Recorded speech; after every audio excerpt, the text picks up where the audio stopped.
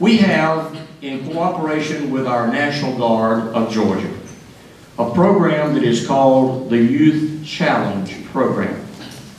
These are young people, both young men and young women, who are on the verge of being sent into our juvenile detention system.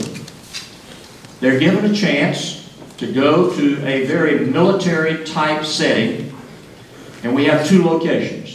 One is at Fort Gordon in Augusta, and the other is down at Fort Stewart in the Hinesville area. They live in a military-type environment, and the program is a very intensive one. First of all, to be able to get them to submit themselves to discipline, and in the process learn to discipline themselves, so that when they leave, they can be somebody who fits into society rather than being someone who's headed to our prison system. It has proven to be a very successful program. In fact, I think we have the largest program of any state in the country. And several years ago, a couple of years ago actually, my wife Sandra and I were asked to go to one of their graduations. In fact, Sandra spoke to their graduation ceremony over in Augusta last year.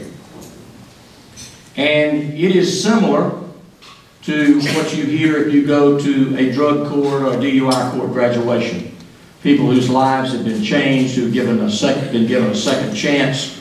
But one of the things that bothered my wife in particular was, she said, well, do these young people get a high school diploma? And the answer was, well, most of them don't. Because only those in the Augusta area, only those who came out of those school systems from that county were given a high school diploma.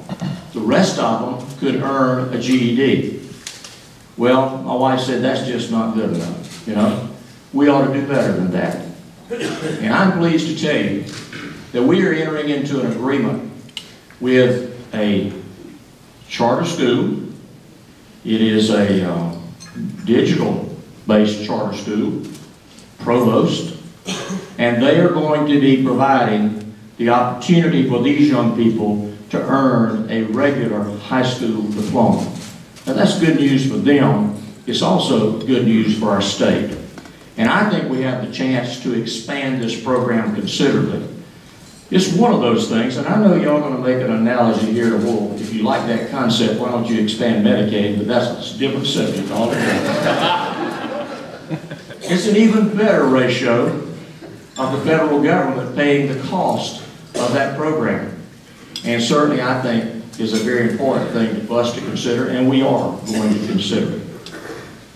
Now, just as we believe that works in that environment, we also believe that we can do better in our juvenile justice system itself. And we are currently in negotiations with the Provost Charter School for consideration of their going into our juvenile justice facilities so that they can provide the kind of tailored educational delivery that digital learning allows you to do, so that young people can catch up with where they ought to be, and eventually, if they have to stay there that long, eventually get a high school diploma as well. And maybe even more important component of that is that young people who've been in trouble have great difficulty returning to the school from which they left before they got in trouble. All of the social stigma that is associated with it is a huge deterrent for them to just simply drop out. But if they can take that digital learning opportunity with them back home, and they can continue their education without having to physically go back to the school where they have the bad reputation and everybody points at them and everybody talks about them, the chance that they will get a high school diploma and be able to move on with their lives is much greater. And we think that that is the right thing to do.